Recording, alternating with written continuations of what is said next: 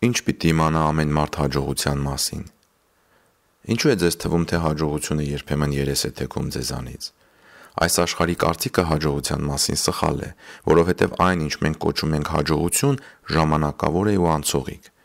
Երբ Աստված գիշեր-ցերեկ աշխատում է մարդուն առաջնորդելու դեպի իսկական ու հավիտենական հաջողություն, մարդուն թվում է հաջողությունը երես է թեքում իրենից, որովհետև նրա միտքը դեռ այն նախկինի վրա է, որը անցողիկ է, մինչդեռ Աստված ուզում է, որ այդ մարդը սեփական կամքով դառնա դեպի իսկական ու մշտական հաջողությունը։ Այս մասին է այսօրվա զրույցը։ Հանուն Հոր եւ Որդվո եւ Հոգվույն Սրբո, ամեն։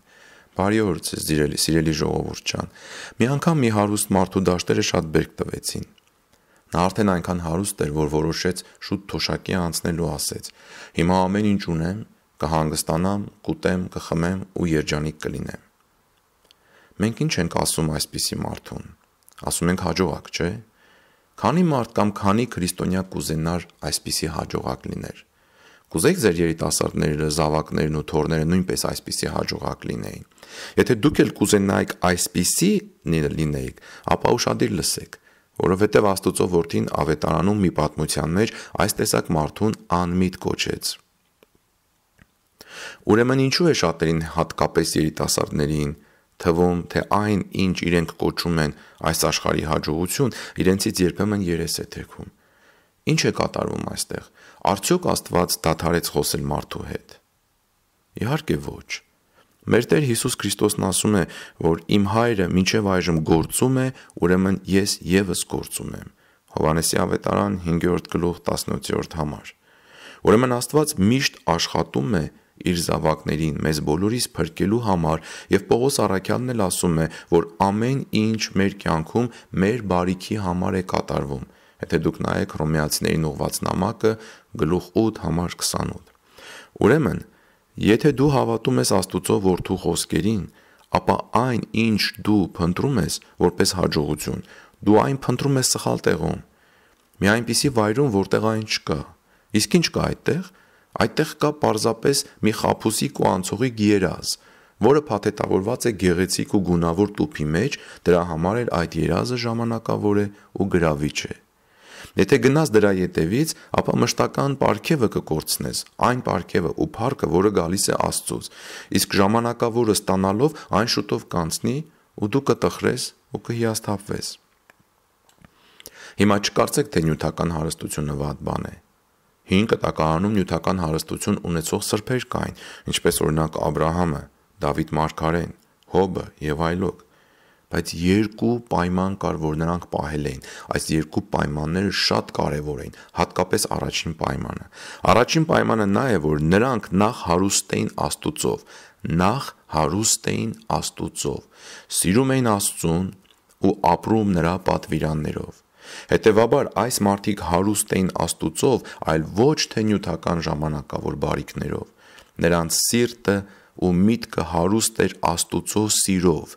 իսկ Աստված ուզում է, որ իր հավատարիմ զավակները ոչ մի բանի կարիք չունենան, եթե դա անհրաժեշտ չի իրենց փրկության համար։ Տեր Հիսուսն ասեց. «Ձեզանից ով է այն մարդը, որից որ իր որդին եթե հաց ուզի, միթե քար կտա նրան»։ Ու ավելացրեց, որ մեր երկնավոր Հայրը գիտե մեր կարիքների մասին։ Իսկ երկրորդ պայմանը հետևյալն է։ Հին կտակարանի հարուստ մարդիկ ազնիվ աշխատանքով ու Աստուծո շնորհքով էին վաստակել իրենց տրվածը։ Տեսեք, չեմ ասում իրենց ունեցածը, այլ իրենց տրվածը։ Այս մարդիկ աշխատում էին ու գիտեին, որ Աստված է, որ տալիս է իրենց։ Ու հիշեք նաև առաջի պայմանի մասին։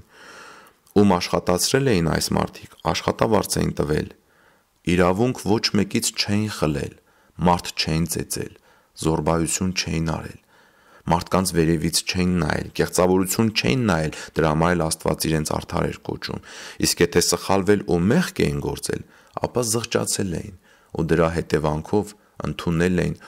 հետևանքը ընդունել էին որպես արդար հատուցում։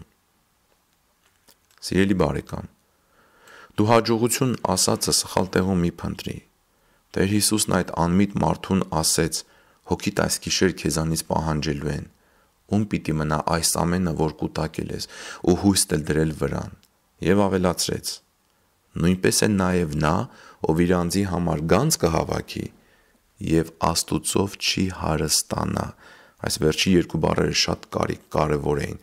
Շատ մարդիկ այսօր իրենց անձերի համար հաջողություն, գանձ, երջանկություն են հավաքում այնպիսի տեղեր, որտեղ Աստված չկա, ու այս մարդիկ Աստուծով չեն հարստանում։ Եվ ինչ պիտի անի երկնավոր հայրը։ Նա պիտի որպես սիրող հայր այս մարդկանց միտքը եւ հոգին դնի այնպիսի հանգամանքների մեջ, շրջապատի այնպիսի հանգամանքներում, որտեղ իրենք հիշեն, թե իրենք ով են իսկապես, որ իրենք Աստուծո զավակներ են եւ փնտրեն Աստծուն։ Իսկական հաջողությունը Աստուծով հարստանալն է, կյանքով լցվելը, որը երբեք չի վերջանալու։ Երբ որ քո Աստծուն թողած քո միտքը զբաղեցնես ժամանակավոր ու անցողիկ բաներով, ապա իմացիր, որ քո երկնավոր հայրն այնքան է քեզ սիրում, որ ամեն ինչ անելու է, որպեսզի քո միտքը ու սիրտը քո կամքով ետ թեքես դեպի իրեն ու մշտական հաջողությունը ստանաս, մշտական կյանքը ստանաս, իր մոտ լինես։ Նա սպասելու է քո վերադարձին։ Վերջապես, որ հայրը քար կտա իր զավակին, երբ զավակը իրեն կործանում է եւ երբ զավակին հաց է պետք։ Իսկ ինչ վերաբերվում է մյուս բաներին, ապա նրանք սրանից հետո քեզ կտրվեն ավելիով։ Այդպես է մեզ սովորեցնում մեր Տեր Հիսուս Քրիստոսը Մատթեոս ավետարանի 6-րդ գլխում։ Ուրեմն դու քեզ հարց տուր, սիրելի բարեկամ, Աստված հիմա քեզ երկնքից նայելով ինչ կասի։ Կասի անմիտ քո կյանքին նայելով, թե կուրախանա, որ սիրտդ հարստացնում ես իր ներկայությամբ, ձեռքերդ էլ բարի գործերով ու մարդասիրությամբ։ Եթե այս զրույցը ձեզ օգտակար եղավ, խնդրում եմ դուք էլ կիսեք ձեր բարեկամների ու ընկերների հետ։ Ինչ իմանաս, թե եւս մեկին էլ օգտակար լինի եւ նրա սիրտն ու միտքն էլ դառնան դեպի մեր երկնավոր Աստվածը, մեր երկնավոր Հայրը։ Աստված օրհնի ձեզ եւ դուք էլ մնաք Աստծո պատվիրանների մեջ, սիրելի բարեկամներ։ Բարի օր բոլորիդ։